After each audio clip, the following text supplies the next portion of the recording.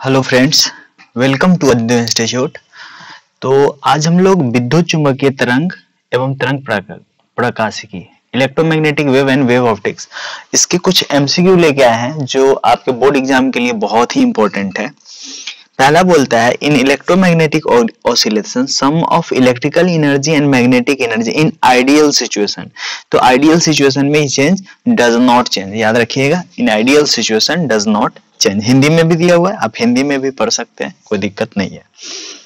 विद्युत चुम्बकीय इन electromagnetic oscillation है ना। तो इलेक्ट्रोमैग्नेटिक ऑसिलेशन जब होता है तो उसमें क्या होता है, only electric energy change in magnetic, only magnetic.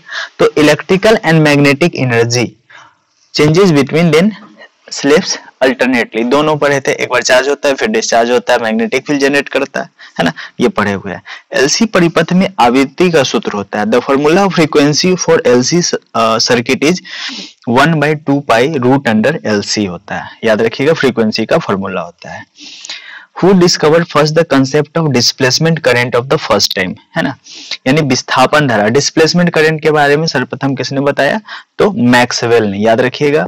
विद्युत चुम्बकीय तरंगों की पुष्टि सर्वप्रथम किसने की थी, हर्ट्ज ने की थी, इसका आंसर हर्ट्ज होगा। जो अगला क्वेश्चन है 5th नंबर, उसका आंसर है हर्ट्ज, याद रखिएगा।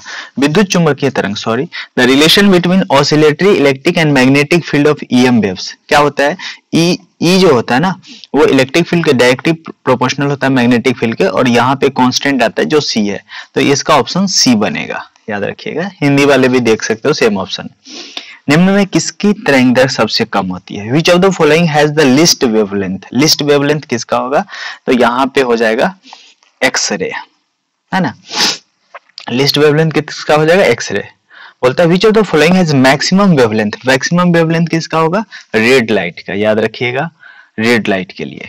आगे क्वेश्चन है which of the following has the maximum frequency, maximum frequency किसका होगा, तो यहाँ पे हो जाएगा गामा रेज हो जाएगा मैक्सिमम फ्रीक्वेंसी रे के लिए, और इसी को हम कॉस्मिक रे भी बोलते हैं, गामा रे को हम कॉस्मिक रे भी बोलते हैं, और इसका जो फ्रीक्वेंसी होता है वो 10⁻19 हर्ट्ज के इक्वल होता है लगभग में, है ना।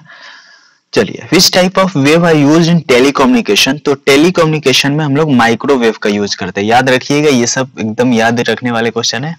निम्न में से विद्युत चुम्बकीय तरंग कौन सी है, which is the electromagnetic wave among the following waves, cosmic rays, alpha रे, अल्ट्रासोनिक रे, पावर फ्रीक्वेंसी वेव। तो इसमें कॉस्मिक रे यानी गामा रेज जो बोलते हैं उसी को बोलते हैं, ठीक है।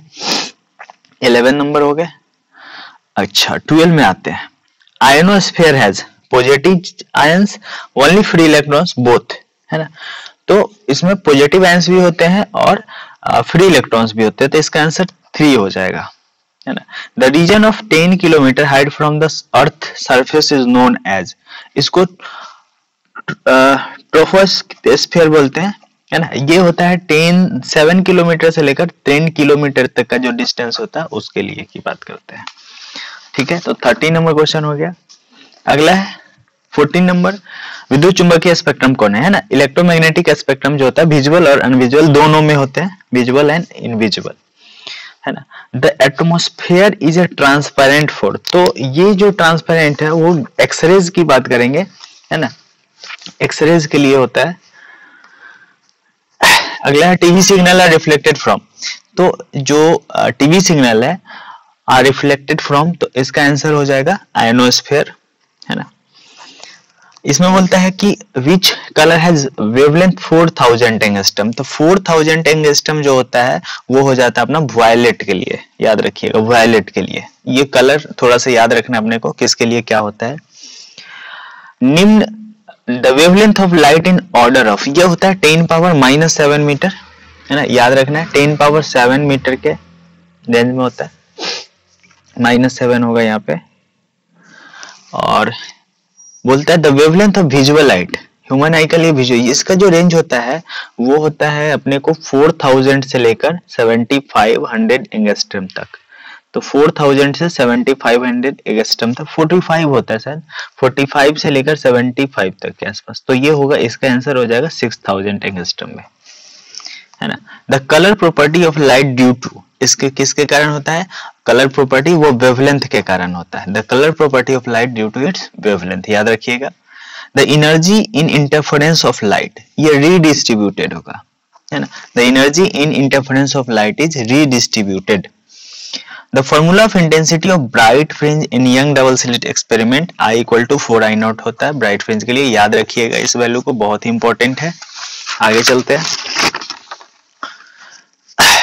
बोलता है at a point two interfering wave has phase difference pi, phase difference pi दिया हुआ है तो अपने को पाथ डिफरेंस पूछ रहा है ना। फेज डिफरेंस दिया हुआ है तो पाथ डिफरेंस पूछ रहा है, तो फाई क्या होता है, फाई पाथ डिफरेंस जो होता है वो होता है 2 पाई लैम्डा, फेज डिफरेंस होता है 2 पाई लैम्डा इंटू एक्स, हमको एक्स चाहिए और ये पाई दिया हुआ है फाई, तो 2 pi by lambda into x, 2 pi cut जाएगा, एक्स का वैल्यू लैम्डा बाई 2 हो जाएगा।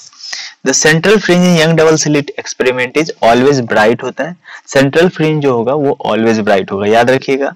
The coherent source are same amplitude same phase same frequency, same phase और सेम फ्रीक्वेंसी में होता है, इसका आंसर हो जाएगा लास्ट नंबर 2 और 3 दोनों सही है।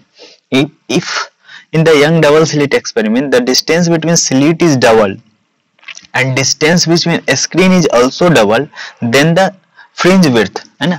तो fringe width का फॉर्मूला होता है beta equal to lambda capital D by small D, याद रखिएगा, ये भी पूछ देता है, डायरेक्ट पूछा हुआ क्वेश्चन है। तो यहाँ पे जो लैम्डा डी है उसको भी डबल कर दिए, है ना, और फिर क्या किया है इसमें slit double and distance between the also screen उसको भी डबल कर दिए, तो दोनों 2d हो रहा है, 2 से 2 कट जाएगा, यानी लैम्डा डी बाई डी ही रहने वाला है, यानी सेम रहने वाला, कोई फर्क पड़ने वाला नहीं है।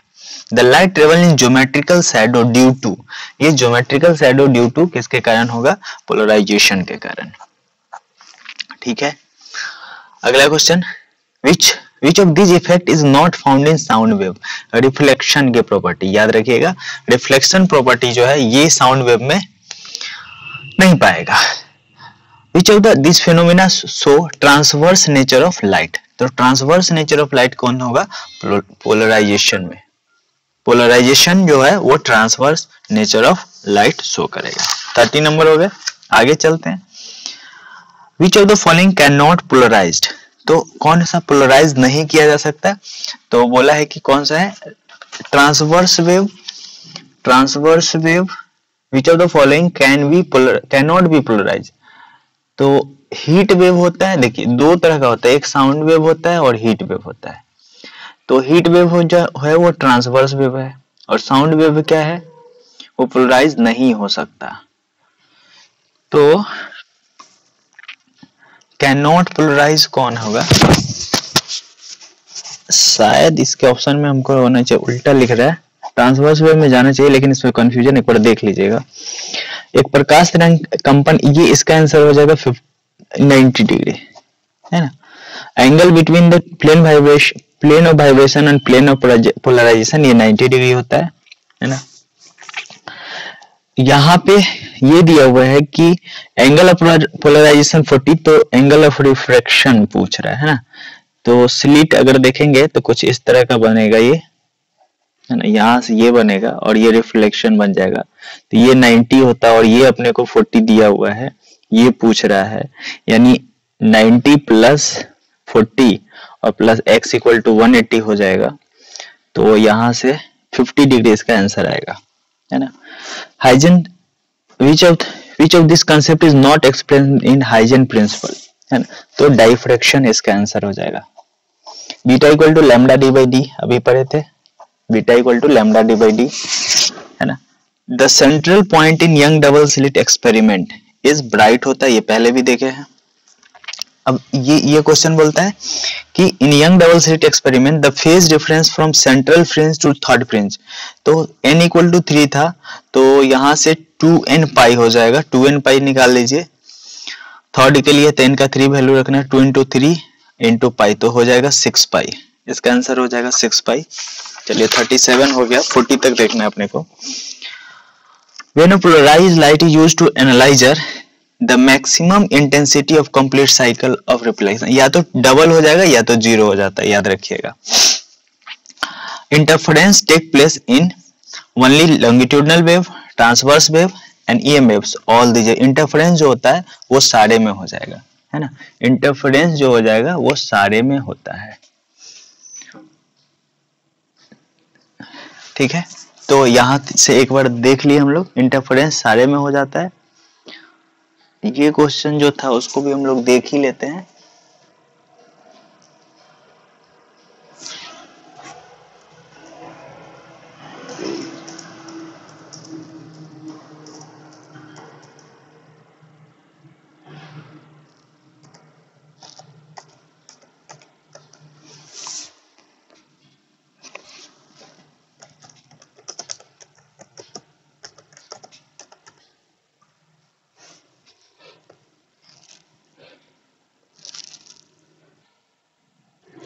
तो इसमें याद रखिएगा, ट्रांसवर्स जो बोले थे उसमें नहीं होता है, कैन नॉट पोलराइज, तो लॉन्गिट्यूडनल वेव को पोलराइज नहीं किया जा सकता है, ट्रांसवर्स को पोलराइज हम कर सकते हैं, ठीक है। तो हीट वेव जो होता है, हीट वेव वो ट्रांसवर्स है, हीट वेव ट्रांसवर्स होता है तो इसको पोलराइज कर सकते हो, लेकिन साउंड वेव जो होता है वो लॉन्गिट्यूडनल वेव होता है तो इसको हम पोलराइज नहीं कर सकते। तो इसमें लॉन्गिट्यूडनल वेव जो होता है जिसको पोलराइज नहीं कर सकते, और पूछेगा पोलराइज किसको किया जा सकता है, तो ट्रांसवर्स वेव को, ठीक है। तो ये क्वेश्चन का भी आंसर हो गया, ठीक है। तो आगे फिर मिलेंगे नेक्स्ट वीडियो में, तब तक के लिए थैंक यू। और 40 क्वेश्चन है और इसमें से दो क्वेश्चन तो पक्के से आना है, तो प्लीज रिवाइज कर लीजिएगा। फिर मिलते हैं नेक्स्ट वीडियो में।